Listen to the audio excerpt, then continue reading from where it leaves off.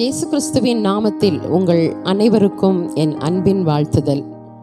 இன்று நாம் தியானிக்க இருக்கும் வேத வசனம் 1 யோவான் 4ஆம் அதிகாரம் 7-8. பிரியமானவர்களே, ஒருவரில் ஒருவர் அன்பாயிருக்க கடவோம். ஏனெனில் அன்பு தேவனால் உண்டாயிருக்கிறது. அன்புள்ள எவனும் தேவனால் பிறந்து அவரை அறிந்திருக்கிறான். அன்பில்லாதவன் தேவனை அறியான். தேவன் அன்பாகவே இருக்கிறார். எப்படி அவர் அன்பு இருந்தது என்றால், அவர் தம்முடைய ஒரே பேரான குமாரனாலே நாம் பிழைக்கும்படிக்கு தேவன் அவரை இவ்வுலகத்திலே அனுப்பினதினால் தேவன் நம் மேல் வைத்த அன்பு வெளிப்பட்டது. நம்முடைய வாழ்க்கையில கூட நாம் தேவனிடத்தில் அன்பு கூர்ந்ததினால் அல்ல, அவர் நம்மிடத்தில் அன்பு கூர்ந்து நம் பாவங்களை நிவர்த்தி செய்கிற கிருபாதார பலியாக குமாரனை அனுப்பினார். இந்த அன்பு எவ்வளவு விலையேற பெற்றது! ஆகவே பிரியமானவர்களே, நாம் அவரில் அன்பு கூறும்போதுதான் நம் அன்பை வெளிப்படுத்துகிறோம். அதை எவ்வாறு வெளிப்படுத்த வேண்டும்? அவரை ஆராதிப்பதினாலும் அவருடைய வார்த்தைகளை விசுவாசிப்பதின் மூலம் தான். நம் கையில் கொடுக்கப்பட்டுள்ள இந்த வேத புத்தகம் ஒரு கண்ணாடியை போன்றது. நம்முடைய ஒவ்வொரு தவறுகளையும் சுட்டி காட்டுகிறதாய் இருக்கிறது. நாம் எப்படி வாழ வேண்டும், இந்த உலகிலே நமக்கு சத்ருவின் போராட்டங்களை நாம் எப்படி ஜெயிப்பது என்றும், நாம் எப்படி வெற்றியோடு வாழ வேண்டும் என்றும் தெளிவாக வேதத்தில் காண்கிறோம். நாம் அவரை நேசிப்போமானால், இந்த வேதத்தை வாசித்து இந்த வார்த்தைகளின்படி நாம் நடப்போமானால், தேவன் நம்மை சரியான பாதையில் நடத்த அவர் வல்லமை உள்ளவராய் இருக்கிறார். முதலாவதாக மத்தேயு 22:37 வசனத்தை நான் வாசிக்கிறேன். அது, ஆண்டவரை நாம் நேசிக்க வேண்டும். எப்படி? உன் தேவனாகிய கர்த்தரை உன் முழு இருதயத்தோடும் உன் முழு ஆத்துமாவோடும் உன் முழு மனதோடும் அன்பு கூறுவாயாக. இதுவே முதலாம் பிரதான கட்டளை. ஆம் பிரியமானவர்களே, இப்படி நாம் அவரில் முழுமையான அன்பை செலுத்தும் போது நானும் என் ஆண்டவரும் என்ற அந்த அன்பின் உறவு ஏற்படுகிறது. இந்த அன்பிற்கு ஈடு இணை எதுவுமே இல்லை. மனிதர்களின் அன்பெல்லாம் மாயையும் மறைந்து போகிறதா இருக்கிறது.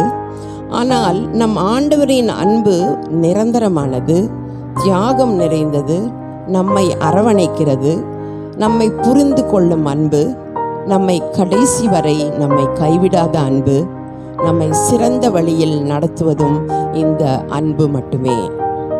நான் ஒரு பாடலை பாட விரும்புகிறேன்.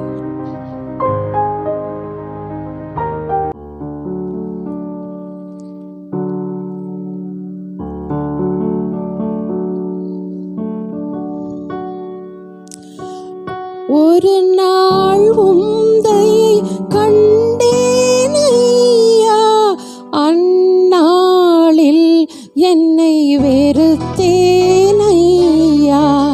ஒரு நாள் உந்தையை கண்டேனையா, அந்நாளில் என்னை வெறுத்தேனையா. உந்தையை பெரிதையா, என் மேல் உந்தையை பெரிதையா. உந்தையை பெரிதையா, என் மேல் உந்தையை பெரிதையா. அன்பே அன்பே அன்பே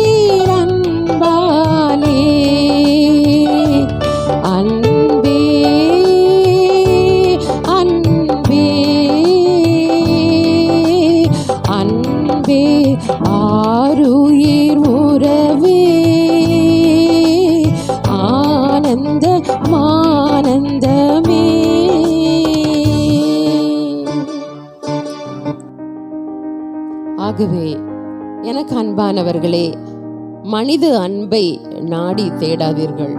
இந்த இயேசுவை மட்டுமே நோக்கி பாருங்க. அவர் உங்களை மிகவும் நேசிக்கிறவராயிருக்கிறார். என் வாழ்க்கையில இயேசுவின் அன்பு என்னை ஆட்கொண்டது. எல்லாருடைய அன்பும் மாயை என்று அறிந்தேன். மனிதர்களுடைய அன்பெல்லாம் வெறும் பொய் என்பதையும் அறிந்தேன். ஒரு சில மாதங்களுக்கு முன்பாக எனக்கு தெரிந்த ஒருவர் மரித்து விட்டார். அவர் தேவனுக்கு பயப்படாமல், தேவனை நேசிக்காமல், அவருக்கு பிரியமில்லாத ஒரு வாழ்க்கை வாழ்ந்ததால் ஏற்பட்ட வலிகள், படுக்கையிலே ஒரு பரிதாபமான நிலை, இன்னும் எல்லோராலும் கைவிடப்பட்ட ஒரு நிலை, பல காரியங்களை நான் கேள்விப்பட்டேன். வெளியே ஒரு வேஷம், உள்ளத்திலோ அக்கிரம சிந்தைகள், போலியான வாழ்க்கை வாழ்ந்ததால் அவரது மனைவியையும் பிள்ளையையும் அனாதையாய் விட்டு தன் இஷ்டம் போல் வாழ்ந்ததால் அவரது முடிவு ஒரு பரிதாபமாக இருந்தது. அனைவரும், குடும்பத்தினர் முழுவதும் வெறுக்கும்படியாகவும் அவர் வாழ்ந்துள்ளார். அவர் குடும்பத்தை ஏமாற்றி அனாதையாக விட்டார். ஒரு அனாதை பிணமாகவும் கவர்மெண்ட் ஆஸ்பத்திரியிலும் வீட்டிலும் ஒரு அனாதை பிணமாக இருந்திருக்கிறார். தான் பெற்ற குழந்தையையும் மனைவியையும் நேசிக்க முடியாதவருக்கு பிறரை எப்படி நேசிக்க முடியும்? கொஞ்ச நேரம் சிந்தித்து பாருங்க. பிரியமானவர்களே, இரண்டாவதாக நாம் நம்மை நேசிக்க கற்றுக்கொள்ள வேண்டும். நம்மை மகிழ்ச்சியாக வைத்து கொண்டால்தான் நம் உடலும் ஆரோக்கியமாக இருக்கும். மன மகிழ்ச்சி நல்ல ஔஷதம் என்று வேதத்தில் பார்க்கிறோம். நம்முடைய வாழ்க்கையில் எல்லாம் நன்றாக இருக்கும்போது, சூழ்நிலைகள் எல்லாம் சாதகமாக போய்கொண்டிருக்கும் போது மகிழ்ச்சியாக இருப்பது மிகவும் எளிது. ஆனால் ஒரு வேதனையோ அல்லது கஷ்டம், வியாதி, கண்ணீர் எல்லாம் தோல்வியாக இருக்கும்போது வாழ்க்கையில் மகிழ்ச்சியாக இருக்க வேண்டுமானால் ஆண்டவரையே சார்ந்து கொண்டு அவர் வார்த்தைகளை நம்பும் போது எது நடந்தாலும் என்ன என்று ஆண்டவரை, அவர் கொடுத்துள்ள வார்த்தைகளை விசுவாசிப்போமானால் அவரிலே நாம் மகிழ்ச்சியாக இருக்க நம்மளால் முடியும். ஏனென்றால் எதை குறித்தும் நாம் கவலைப்பட வேண்டியதில்லை. அவரிடம் எல்லாவற்றையும் நாம் பாரத்தை எல்லாம், நம்முடைய கவலையெல்லாம் அவர் மேலே போட்டுவிட்டு நாம் அவரை நம்பி வாழ வேண்டும். ஏனென்றால் அவர் என்னோட இருக்கிறார், அவர் என்னை கைவிட மாட்டார் என்று அவரை முழுமையாக நம்புவோம். அவரில் மகிழ்ந்து துதித்து கொண்டே இருப்போம். மூன்றாவதாக நாம் பிறரிடம் அன்பு செலுத்துவது.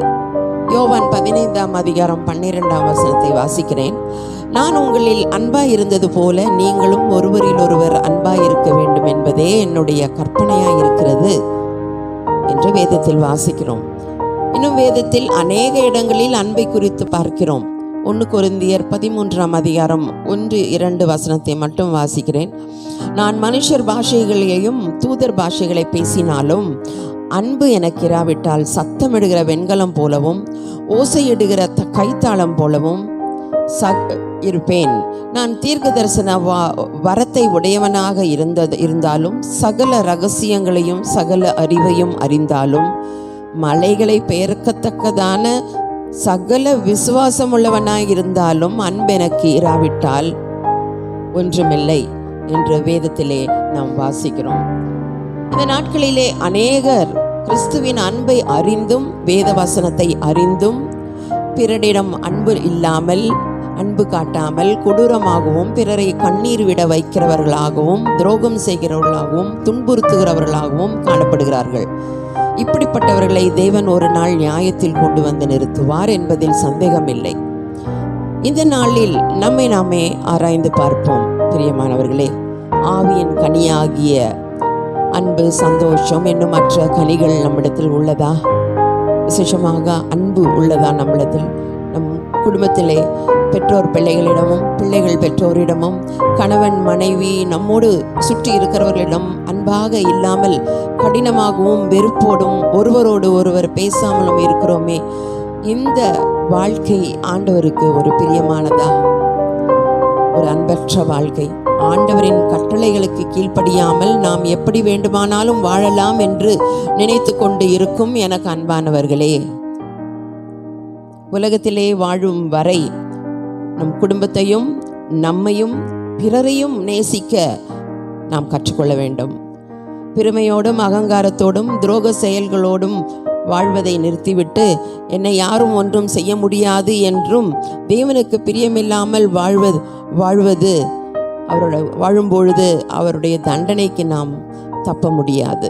ஆகவே பிரியமானவர்களே, இந்த நாளிலே இந்த 3 காரியத்தை குறித்து நாம் கொஞ்சம் சிந்திப்போம்.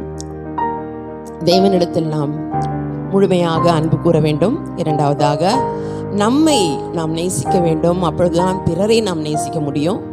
மூன்றாவதாக, நம்மோடு இருக்கிறவர்கள், நம்முடைய குடும்பம், நம் யாவரையும் ஒருவருக்கு ஒருவர் தயவாகவும் ஒருவரோடு ஒருவர் அன்பாகவும் நாம் இருக்க தேவன் நம்மை வழி நடத்துவாராக. நாம் கண்களை மூடி ஜெபிப்போம். எங்களை அன்பாய் நேசிக்கும் நல்ல தகப்பனே, நீர் எங்களை எவ்வளவாய் நேசித்தீரப்பா. உம்முடைய அன்பு எவ்வளவு மாறாதது என்பதை அறிவோம் ஆண்டவரே. மனிதர்கள் எல்லாரும் எங்களை கைவிடலாம், ஆனால் நீரோ எங்களை கைவிடாதவர். என்னோடு இணைந்து ஜெபிக்கின்ற ஒவ்வொருவருக்காக இந்த ஆண்டவரே, இந்த ஒரு பெரிதான அன்பை புரிந்து கொள்ள உதவி செய்யுங்கப்பா. நாங்கள் பிறரை நேசிக்க, அன்பாய் இருக்க நீர் கட்டளை கொடுத்திருக்கிறீரே. இந்த ஆவியின் கனியாகிய அன்பை நாங்கள் ஒருவருக்கொருவர் தயவாயும் அன்பாகவும் நீர் கற்றுக் கொடுத்த வார்த்தைகளை பின்பற்றவும் எங்களுக்கு உதவி செய்யும் அப்பா. கடினமான வாழ்க்கை வாழ்ந்து கொண்டிருக்கிற உம்முடைய பிள்ளைகளுக்கு நீர் இரக்கம் காட்டுங்க. உம்மை நோக்கி கூப்பிடுகிற பிள்ளைகளுக்கு இந்த வேளையில் அவர்கள் தேவைகளை நீர் சந்தித்து, மனிதனின் அன்பை தேடாமல் உம்முடைய அன்பை மட்டுமே அவர்கள் ருசித்து பார்க்க, நீர் எப்படிப்பட்ட தேவன் என்பதை அவர்கள் ருசித்து பார்க்க இந்த நாளிலே நீர் கிருபை தாங்க ஆண்டவரே. இயேசு கிறிஸ்துவின் நாமத்தில் கேட்கிறேன், ஜீவனுள்ள எங்கள் நல்ல பிதாவே. ஆமேன், ஆமேன்.